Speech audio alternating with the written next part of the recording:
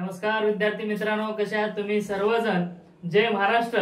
R classes या channel वरती तुमचं सहर्ष स्वागत आहे. आपण सगळे इलेक्ट्रिकल सर्किट आणि नेटवर्क जो काही सब्जेक्ट आहे ते पूर्ण कव्हर करायचा प्रयत्न करतोय. मग आज आपल्याला शिकायचं आहे रेझोनन्स म्हणजे काय असतं. RLC सिरीज सर्किट आपण शिकलेलं आहे. जर ते व्हिडिओ बघितला नसाल तुम्ही तर ते जाऊन बघू शकता आणि त्या व्हिडिओची लिंक या व्हिडिओच्या डिस्क्रिप्शन बॉक्स मध्ये आहे. तर आपल्याला लगेच वेळ न घालता लगेच सिलेबसला चालू करायचंय.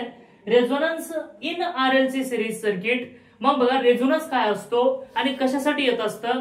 जेव्हा तुम्ही RL आणि C म्हणजेच काय रेजिस्टन्स, इंडक्टन्स अँड कॅपॅसिटन्स एकत्र सिरीज मध्ये एकाच सर्किट मध्ये तुम्ही लावता त्यावेळेस त्या ठिकाणी रेझोनन्स ऑकर होत असतो. आणि तो रेझोनन्स म्हणजेच काय, व्हेन म्हणजे असं मी सांगू शकता तुम्ही, we can said when inductive reactance and capacitive reactance are exactly same then resonance is occurred. मी काय म्हटलं बघा, जे काही रेजिस्टन्स आहे म्हणजेच काय reactance inductive reactance and capacitive reactance हे दोन्ही एक्झॅक्टली इक्वल असतात तेव्हा त्या ठिकाणी रेझोनन्स तयार होत असतो.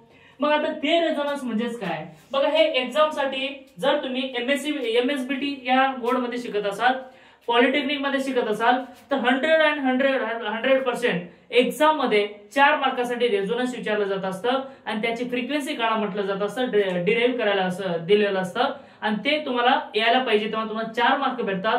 काही जास्त अवघड नाही, सोपं आहे, पण तुम्हाला करायला पाहिजे आणि व्यवस्थित समजून घ्यायला पाहिजे. यामध्ये बघा काय आहे, जेव्हा एक सर्किट आहे, कोणती सर्किट RLC. बघा काय RLC आपण काय करू, एक अशी सर्किट काढू. या सर्किट मध्ये काय AC सप्लाय दिलाय आणि तो कोणता आहे आपला सिंगल फेज AC सप्लाय आहे. हा R आहे, हा L आणि C. मग हे कसे आहेत तिन्ही सिरीज मध्ये लावलेले आहेत आणि या ठिकाणी जो काही रिएक्टन्स तयार होणार आहे तो रिएक्टन्स असणार आहे तुमचा XL आणि या ठिकाणी जे काही रिएक्टन्स तुमचा राहणार आहे तो राहणार आहे XC. ओके, आणि हे R तर R राहणारच आहे. ओके, मग याचा अर्थ काय बघा, याच्यातून करंट तर काय सारखं जाणार आहे. जेव्हा रेझोनन्स ऑकर होत असतो तेव्हा ह्या जे काही इंडक्टिव्ह रिएक्टन्स आणि कॅपॅसिटिव्ह रिएक्टन्स आहे ते एक्झॅक्टली काय असायला पाहिजे, सेम. आणि त्यावेळेस तिथे काय होत असतो, रेझोनन्स घडून येत असतो. आता रेझोनन्स म्हणजेच काय बघा, रेझोनन्स म्हणजेच काय, ह्या सर्किट मध्ये येणारे अडथळे, या सर्किट मध्ये येणारे अडथळे आणि ते कशावरती डिपेंड आहेत, फ्रिक्वेन्सी वरती. मग कसं सांगताय सर तुम्ही फ्रिक्वेन्सी आहेत आणि तुमच्याकडे काय प्रूफ आहे की फ्रिक्वेन्सी वरती आहे. मग मी तुम्हाला सांगतो बघा काय आहे. XL ची व्हॅल्यू काय आहे रे, XL ची व्हॅल्यू काय आहे, 2πfL आहे का नाही, 2πfL. आणि त्यानंतर XC ची व्हॅल्यू काय आहे, XC ची 1/2πfC. ओके, मग बघा यावरती इंडक्टन्स जो काही फ्रिक्वेन्सी आहे ना, या फ्रिक्वेन्सी वरती हा इथला इंडक्टिव्ह रिएक्टन्स डिपेंडंट आहे का नाही. मग कसं आहे ते बघा, जर इथली फ्रिक्वेन्सी वाढवली, काय फ्रिक्वेन्सी वाढवली कोणाची आहे, ह्या इंडक्टिव्ह सर्किटचे, फक्त काय जर फ्रिक्वेन्सी वाढवली तर ते फ्रिक्वेन्सी सोबत इंडक्टिव्ह रिएक्टन्स सुद्धा वाढत असतो. कसं, हे डायरेक्टली प्रोपोर्शनल आहेत. म्हणून तुम्ही सांगू शकता XL, तुम्ही काय सांगू शकता, XL is directly proportional to EF.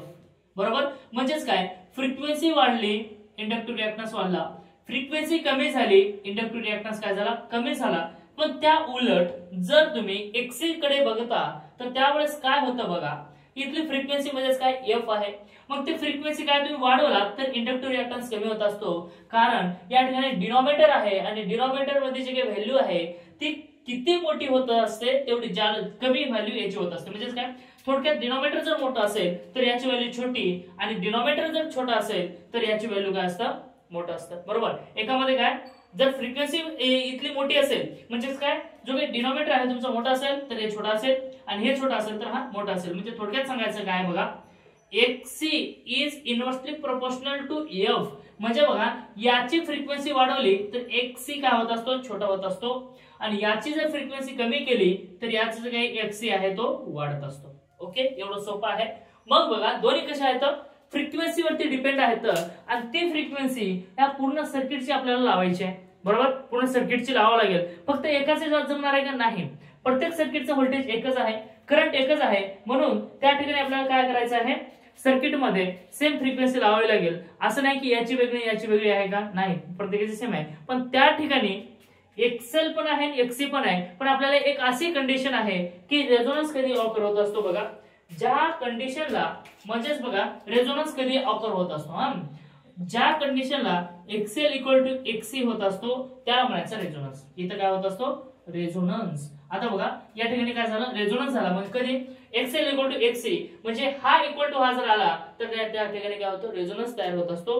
किंवा जर दुसऱ्या डेफिनेशन मध्ये सांगायचं झालं की यामधला जो काही इम्पिडन्स आहे म्हणजे काय झड, या सर्किट मधला काय जो काही इम्पिडन्स आहे म्हणजे काय झड आहे, झड इक्वल टू जर आर असेल, काय म्हटलं मी झड इक्वल टू आर म्हणजे फक्त इथला जो काही पट्ट्या आर आहे ते एकटच राहणार आहे, त्यामुळे सुद्धा रेझोनन्स काय होत असतो तयार होत असतो. मग बघा जे व्हॅल्यू आर ची आहे तीच व्हॅल्यू कोणाची राहणार आहे झडची, त्यावेळेस तिथं काय होत असतो त्यावेळेस काय होत असतं रेझोनन्स ऑकर होत असतं. म्हणजे झड इक्वल टू आर असेल तर resonance when z equal to r then resonance is occurred किंवा when xl equal to xc then resonance is occurred. बघा रेझोनन्स कधी येत असतो.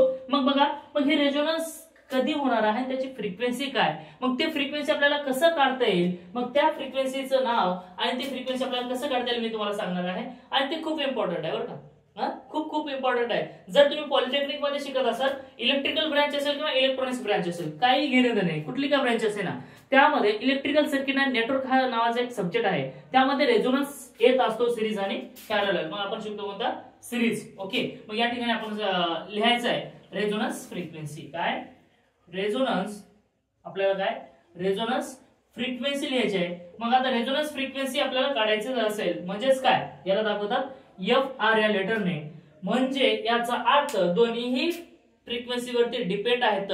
मग अशी एक फ्रिक्वेन्सी आहे की त्या फ्रिक्वेन्सीला एक्सएल इक्वल टू एक्सी येत असतो. मग कधी हा छोटा होतो कधी हा छोटा होतो कधी हा मोठा होत असतो, बरोबर. म्हणजे कधी हा छोटा कधी हा मोठा, कधी हा मोठा कधी छोटा, त्यामध्ये आपण ऍडजस्ट करत जात असतो.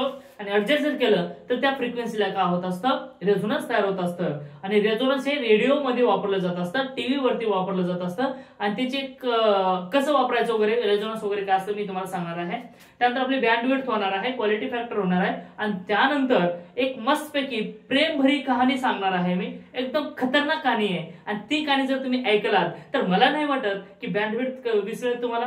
त्यानंतर रेझोनन्स फ्रिक्वेन्सी काय आहे विसरेल, आणि त्यानंतर क्वालिटी फॅक्टर म्हणजे काय, हे तिन्ही गोष्टीचं मी तुम्हाला मस्तपैकी उदाहरण देणार आहे. मस्त प्रेमभरी कहाणी आहे, खतरनाक आहे. आणि त्यानंतर त्या दोघांचं होत असतं ब्रेकअप, आणि ते सुद्धा मी सांगणार आहे कसं आहे काय नाही. आणि ते तोपर्यंत तुम्ही कुठे जायचं नाही, हे खतरनाक आहे, टेन्शन नाही, आणि तुम्हाला मी समजून दाखवणार आहे माझी गॅरंटी. ओके चला आता काय रेझोनन्स फ्रिक्वेन्सी म्हणजे काय एफ आर, आणि ती एफ आर बघा काय असतं, आणि त्याची एफ आर ची फ्रिक्वेन्सी आपल्याला काढायची आहे. मग बघा यामध्ये आपल्याला रेझोनन्स कधी ऑकर्स होतो ते तुम्हाला मी सांगितलंय. कधी रेझोनन्स ऑकर होत असतो व्हेन एक्सएल इक्वल टू एक्सी.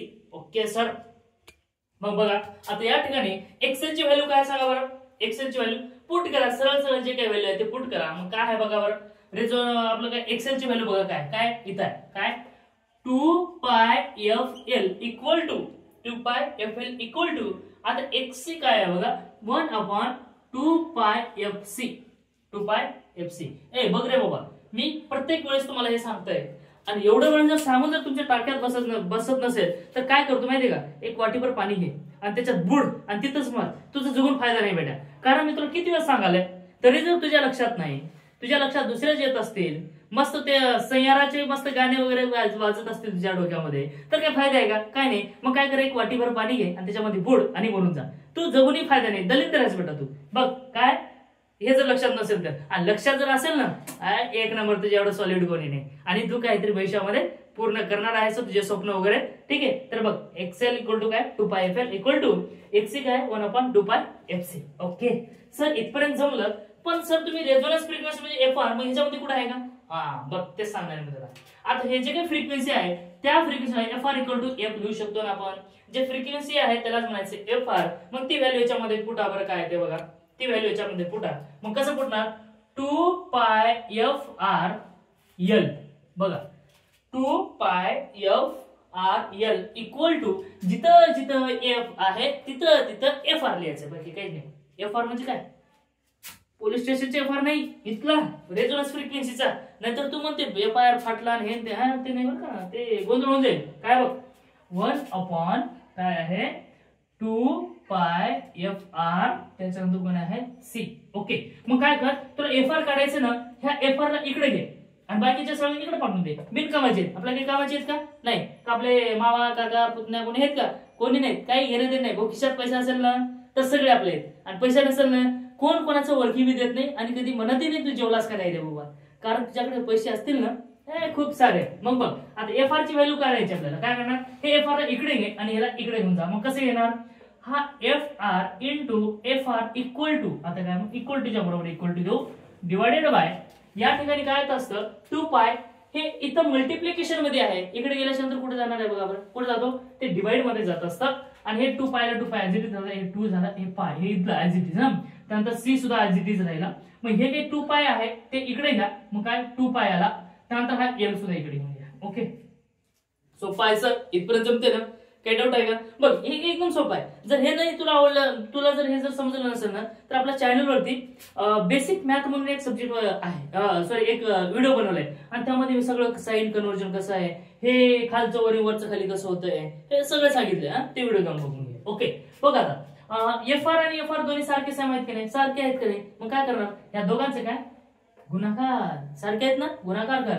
गुणाकार म्हणजेच काय, आता बघ गुणाकार म्हणजेच काय येणार आहे, ह्या दोघांचं काय गुणाकार, गुणाकार केलं तर स्क्वेअर होतं की नाही, बरोबर होतं की नाही. म्हणजे बघा 2 into 2 कर म्हणजे 4 आला, किंवा 2 स्क्वेअर इक्वल टू किती कर 4, सेमच आहे ना. मग तसंच करायचं, काय एफ आर चा स्क्वेअर इक्वल टू, सेमच आहे ना, 2 into 2 केलं तरी 4 येणार आहे, आणि 2 चा स्क्वेअर केलं तरी किती 4 येणार, काही याच्यामध्ये चेंजेस काय काही नाही. मग तसं झालं एफ आर चा स्क्वेअर इक्वल टू, आता हा 2 पाय, हा बरं हा 2 आणि हा 2 किती, ओके 4 झाले सर.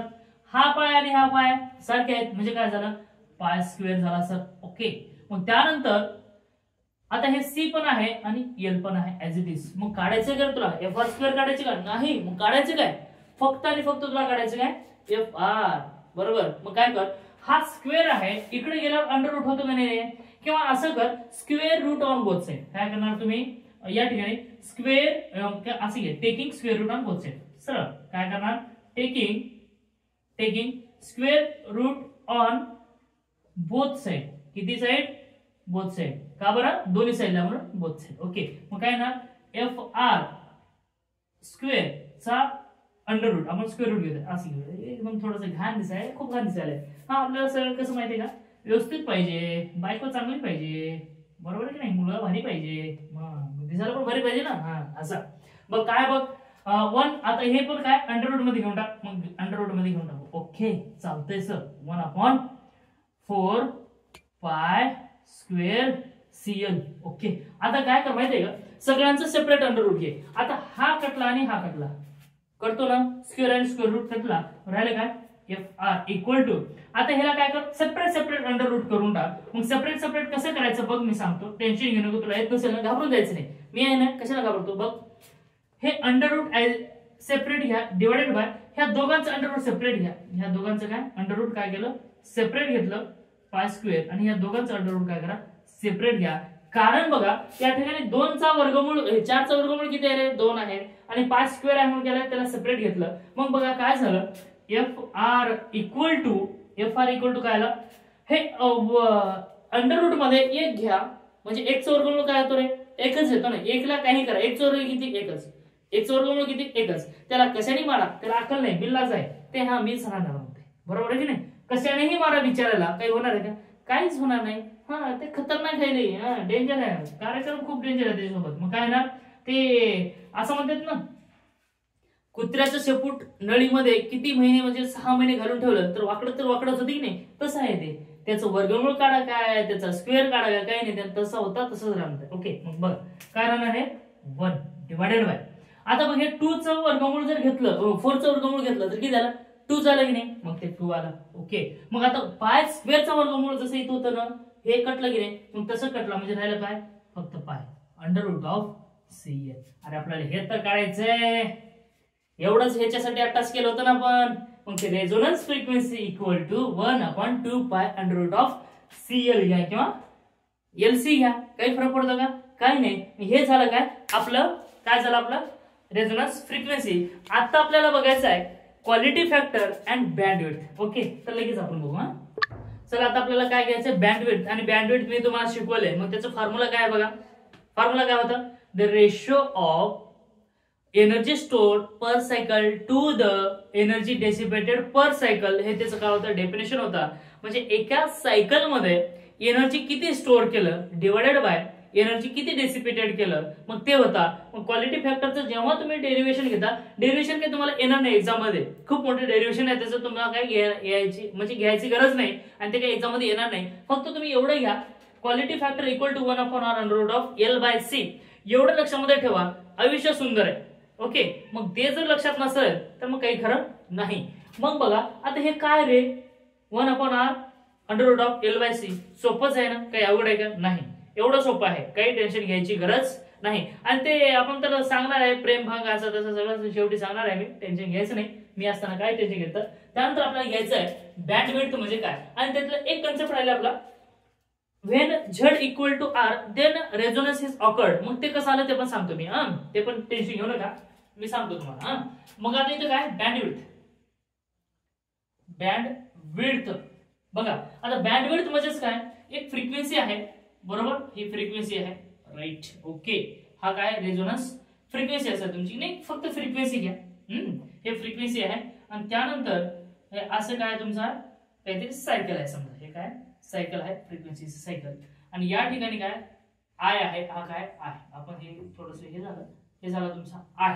आणि या ठिकाणी तुम्हाला माहिती आहे आरएमएस व्हॅल्यू किती आहे, आरएमएस व्हॅल्यू आरएमएस किती आहे 0.707 IM आहे का नाही बरोबर.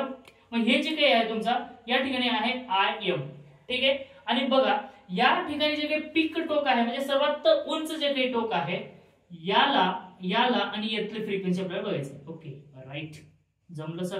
याला काय म्हणायचंय F1 म्हणा, याला काय म्हणा F2, आणि जे काही टोक आहे या टोकला म्हणायचं FR. ओके सर, जमलं ना, हे असं आहे ना. मग बघा या ठिकाणी जे काही दिसतंय F1 आणि F2, हे F1 काय छोटा आहे आणि F2 काय मोठी फ्रिक्वेन्सी आहे. कारण असं काय फ्रिक्वेन्सी वाढत जाते आणि इकडे काय फ्रिक्वेन्सी कमी होत असते. याला म्हणायचं बँड विड्थ, याला काय म्हणायचं बँड विड्थ, याला म्हणायचं बँड विड्थ. ओके, हे बघा म्हणजे याचा अर्थ काय, आता बघा जे काही फ्रिक्वेन्सी आहे म्हणजेच काय, the difference between frequency of F1 and F2 at RMS value, म्हणजे या RMS व्हॅल्यूची इथली फ्रिक्वेन्सी आहे F1 आणि या ठिकाणची आहे F2, या दोघांचा जेव्हा तुम्ही डिफरन्स घेता तर त्याला म्हणायचं बँडविड्थ, त्याला काय म्हणायचं बँडविड्थ. म्हणजे याचा अर्थ असा आहे बघा, bandwidth equal to F2 minus F1, म्हणजे इकडची फ्रिक्वेन्सी घटली आणि इकडची फ्रिक्वेन्सी घटली आणि ह्या मधला जे काही भाग आहे म्हणजेच काय ज्या व्हॅल्यूला RMS व्हॅल्यू आहे आणि इथून एवढं जे काही आहे इथून एवढं, हे क्लिअर पण करतो तुम्हाला. आणि इथं काय रेझोनन्स आहे, काय आहे रेझोनन्स म्हणजे बघा याचा अर्थ रेडिओ पहिल्याच्या काळामध्ये तुम्ही बघितला असाल आणि त्या ठिकाणी फ्रिक्वेन्सी वरती चालायचं, कुठल्यावरती फ्रिक्वेन्सी वरती. मग फ्रिक्वेन्सी बघा त्या ठिकाणी कॅपॅसिटिव्ह जे काही रेझोनन्स होतं त्यावरती डिपेंड होता. मग त्यावेळेस काय 91, त्यानंतर काय 91.7 किंवा 92 किंवा 93 असे काय असायचे फ्रिक्वेन्सीज असायचे. आणि या फ्रिक्वेन्सीवरती आपण जर सेट केलं ते काडीनं फिरवत तर त्या ठिकाणी काय चांगलं क्लिअर आवाज यायचा. आणि या दोघांच्या मध्ये जर ठेवलं कुठंतरी तरी दोन्ही चॅनलचे आवाज काय मिक्सअप व्हायचे, खरखर यायचं, ते म्हणायचं हे इकडे म्हणायचं एकाचं आणि दुसऱ्याचं ताळमेळ लागायचं नाही. जेव्हा तुम्ही 91 वरती येता म्हणजे या ठिकाणी येता तर त्यावेळेस काय आवाज एकदम भारी यायचा, कडक यायचा आणि तुम्ही आकाशवाणी वगैरे काय येतं ते फ्रिक्वेन्सीवर तुम्ही ऐकायचे. आणि जसं तुम्ही 91 मध्ये आलात म्हणजे 91 म्हणजेच काय यातला आणि यातला दोघांमधलं काय अंतर, या दोघांमध्ये जेव्हा तुम्ही सेट झालेली फ्रिक्वेन्सी आहे त्या फ्रिक्वेन्सीवरती आवाज तुमचा व्यवस्थित येत नव्हता. आणि ते चॅनलचा आवाज कधी येत होता, जेव्हा RMS व्हॅल्यू आणि IM व्हॅल्यू आहे दोघांच्या मध्ये जे काही फ्रिक्वेन्सी असते त्यावरती काय येत होतं, दोन्ही चॅनलचा आवाज येत होता. आणि जसं या ठिकाणी खाली आलं तर तिथून आवाज येत होता का नाही. म्हणजे याचा अर्थ एवढंच ऐकायचंय तुम्हाला, ज्या फ्रिक्वेन्सीला रेझोनन्स होत असते त्या फ्रिक्वेन्सीला चांगला आवाज येत होता बरोबर. मग हे कुठं असतं रेडिओ फ्रिक्वेन्सी मध्ये, चॅनल मध्ये, आपल्या डिश टीव्ही चॅनल वरती सुद्धा तेच आहे, आपले मोबाईलचे नेटवर्क सुद्धा तिथंच आहेत. ठीक आहे, मग हे झालं तुमचं काय, आपण फोनवरती बोलत असताना आपल्याला म्हणतो अरे आवाज येत नाही तुझा, अडकत अडकत आवाज येतो. मग ते कधी येतोय? जेव्हा तुम्ही नेटवर्क मध्ये नाहीये, आणि नेटवर्क मध्ये येण्यासाठी ही फ्रिक्वेन्सी लागत असते, रेझोनन्स फ्रिक्वेन्सी. आणि जर त्या ठिकाणची बँडविड्थ जर म्हटलं, हे जेवढं शार्पनेस असेल, जेवढं टोकदार असेल तेवढं चांगलं, आणि जेवढं मोठं असेल तेवढं वेगळं. म्हणजे बघा आपल्याला दोन चॅनल मिक्सअप होणार, फक्त ह्या इथून एवढंच, इथून एवढ्यामध्ये, इथून खाली मध्ये चॅनल मिक्सअप होणार नाही, तुम्हाला आवाजच येणार नाही, काहीच नाही. पण इथून एवढ्यामध्ये काय काही ना काही तुटला फाटका आवाज येणार आहे. आणि जेवढं तुमचं टोकदार असेल तेवढं चांगलं स्पष्ट आवाज येणार आहे. आणि या ज्या व्हॅल्यूला आपले आवाज ऐकू जात असतं किंवा दोन चॅनल मिळतात त्या फ्रिक्वेन्सीला म्हणायचं बँडविड्थ. आणि या दोघांचं जे काही विड्थ आहे त्याला म्हणायचं बँडविड्थ. म्हणजे याचा अर्थ असा की difference between two frequencies at RMS value it is called as bandwidth. म्हणजे बघा ह्या फ्रिक्वेन्सीज ह्या फ्रिक्वेन्सी जर तुम्ही डिफरन्स घेतला तर येत असतो बँडविड्थ. सर बँडविड्थ समजलं, ओके. मग बघा आता रेझोनन्स फ्रिक्वेन्सी समजलं, क्वालिटी फॅक्टर म्हणजे क्यू समजलं, आणि त्यानंतर बँडविड्थ समजलं, तुम्हाला फ्रिक्वेन्सी समजलं आणि क्यू पण समजलं. मग या तिघांचं रिलेशन काय, याचं तिघांचं काय रिलेशन काय? एकदम सोपं रिलेशन आहे, काही अवघड नाही, साधंच आहे. मग ते रिलेशन म्हणजे काय? मग बघा ठीक आहे, जे काही रिलेशन आहे तो रिलेशन मी सांगतो तुम्हाला. बँडविड्थ इक्वल टू, बघा bandwidth equal to F R divided by Q. मग ह्या तिघांचं काय आहे? तिघांचं काय आहे रिलेशन आहे? कोण कोण? बँडविड्थ, त्यानंतर रेझोनन्स फ्रिक्वेन्सी, आणि त्यानंतर क्यू. चला यावरती आपल्याला सांगायचं मस्तपैकी एक स्टोरी. मग ती स्टोरी कोणाची? प्रेमभंग मित्राची आहे, खूप प्रेमामध्ये पडलेला आहे त्याची, पण वन साइडेड विचार. ठीक आहे. हा त्या अगोदर आपल्याला एक राहिलं रे, काय राहिलं आपलं? बघा काय होता? रेझोनन्स ऑकर होत असतो. कधी? जर रेझोनन्स ऑकर झाला की आर इक्वल टू झेड असतो, बरोबर? आर इक्वल टू झेड असतो. आर इक्वल टू झेड आहे, ओके. मग जे व्हॅल्यू आरची आहे ती झेडची आहे, झेडची व्हॅल्यू तेच काय आरची आहे. मग कधी? At resonance frequency, at resonance, जेव्हा रेझोनन्स असेल त्यावेळेस. मग तिथे कंडिशन होती बघा आपली, एक्सएल इक्वल टू एक्सी असायला पाहिजे, एक्सएल इक्वल टू एक्सी असायला पाहिजे, तेव्हाच रेझोनन्स होत असतो. आणि ज्या रेझोनन्सचा ज्या फ्रिक्वेन्सीला एक्सएल इक्वल टू एक्सी होत असतं त्याला रेझोनन्स फ्रिक्वेन्सी आपण म्हटले होतं, बरोबर? मग बघा आपल्याला झेडची व्हॅल्यू माहिती आहे का? Z equal to under root of R square, त्यानंतर इथं प्लस घ्या XL minus XC, XL minus एक्सीचा स्क्वेअर. होतं का नाही रे? झेड होतं ना, आठवतं ना? ओके. हा, जर बघितलं नसेल तर मागचा व्हिडिओ बघून घे म्हणजे तुला आठवेल. मग बघा एक्सएल इक्वल टू एक्सी आहे, मग झेड इक्वल टू अंडर समजा आहे किती आहे? एक्सएल इक्वल टू एक्सी किती आहे? समजा 10. ओके. मग घ्या आर स्क्वेअर प्लस 10 मायनस 10 चा स्क्वेअर. मग काय आलं रे? Z equal to under root of R square minus 0 म्हणजेच काय? Under root of R square, R square R square get cancel, म्हणजे स्क्वेअर आणि अंडर रूट गेट कॅन्सल झाला, आर आला, म्हणजेच काय? Z equal to R. आला का नाही? Z equal to R. मग या फ्रिक्वेन्सीला सुद्धा काय होतं? रेझोनन्स तयार होत असतं. कधी? जेव्हा झेड इक्वल टू आर असेल तर, आणि त्यावेळेची जी फ्रिक्वेन्सी असेल त्याला म्हणतो आपण रेझोनन्स फ्रिक्वेन्सी. ओके, इथपर्यंत डाऊट क्लिअर आहे? मग बघा या ठिकाणी आपल्याला एक स्टोरी सांगायची आहे. मग ती स्टोरी कुठे आहे? एकदम मस्त मजेदार आहे. मग आता bandwidth equal to F R divided by Q आला. मग समजा क्यू ची व्हॅल्यू काढायची असेल तर मग काय येणार बघा? Q equal to F R divided by bandwidth. येईल का रे? हे इकडे गेलं आणि हे इकडे आलं. मग सर आता फक्त फ्रिक्वेन्सी काढायची सर. ओके. मग F R equal to Q into bandwidth. Okay, समजलं सर? तिघांची बी आपल्याला फ्रिक्वेन्सी भेटली. ओके, एकाची व्हॅल्यू दिली असेल, दोघांची व्हॅल्यू दिली असेल तर आपल्याला तिसऱ्याची व्हॅल्यू काढता येत असते. बघ आता अशी स्टोरी आहे, त्या स्टोरीमध्ये आपल्याला सांगायचं आहे आपलं जे फकीर आहे, आपण जे काही विद्यार्थी आहोत, जे काही मुलं आहेत ते खूप असं प्रेमामध्ये भंग होऊन जातात, बरोबर? मग कसं काय भंग होऊन जातात? कधी नाही ते बिचारी पोरगी बोलते त्याला आणि त्याला सगळं जीव त्या पोरीवरती ओवाळून टाकतं. आणि ते काही मुली आहेत ते काय, ठीक आहे चांगलं असेल ठीक आहे, जर कास्ट असेल ठीक आहे, पैसेवाला असेल ठीक आहे, मग ते मुलगी त्याला जीव लावत असते आणि मस्त सुरळीत चालतं. पण ह्याच्याकडे काहीच नाही, पण ह्या मात्र पाहिजे प्रेम. मग ते कसं राहणार आहे? राहणारच नाही ना. मग ते मुलगी काय करणार आहे? थोडे दिवस तिचे स्टार्टिंग असते, ह्याचे स्टार्टिंग असते, मस्त मजेदार चालतंय, प्रेम वगैरे चालतंय. आणि त्या प्रेमामध्ये एक दिवस असा येत असतो की कुठेतरी भांडणं होतात आणि भांडणं झाले की ते मुलगी माघार घेत नाही, बरं का? हे आपलं जे दलिंदर आहे ते किती वाजता त्याला सॉरी म्हणते, सॉरी पिल्लू, सॉरी जन्म, असं तरी काय ऐकत आहे का?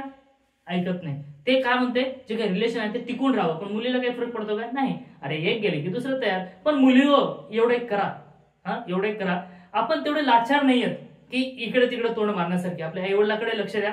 आई वडिलांचा चेहरा आठवा अगोदर, आपण काय करण्याच्या अगोदर आपण काय करतोय ते. नंतर आपल्याला गाडीवरती फिरायला, इकडे तिकडे फिरायला मजा येते, पण ती मजा तात्पुरती आहे. तुम्ही फिरा, बुलेटवर फिरा, गाडीमध्ये फिरा, फॉर्च्युनर मध्ये फिरा, पण कधी? ज्यावेळेस तुमचा प्रेम चांगला आहे, नवरा आपल्या आई वडिलांनी शोधून दिले त्यावेळेस. उगाच इकडे तिकडे मोकार धंदे करू नका. आणि ते टाइम पण नाही तुमच्याकडे, खरंच तुमच्याकडे काहीतरी करायचं असेल तर.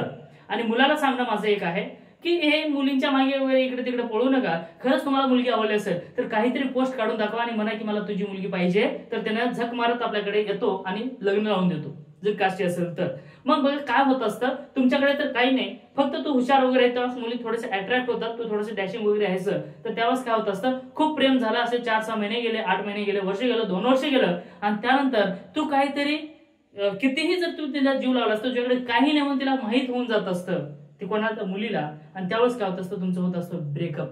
ब्रेकअप म्हणजेच काय, काहीतरी थोड्याशा कारणावर भांडणं झाले आणि ते म्हणते मला तुला बोलायचंच नाही. मग त्याला बोलायचं नाही. मी हे एवढं का सांगतोय, याच्यात मोटिवेशनल पण आहे आणि हे पण आहे, बरोबर. मी हे कसं आहे ते मी सांगणार आहे. ओके.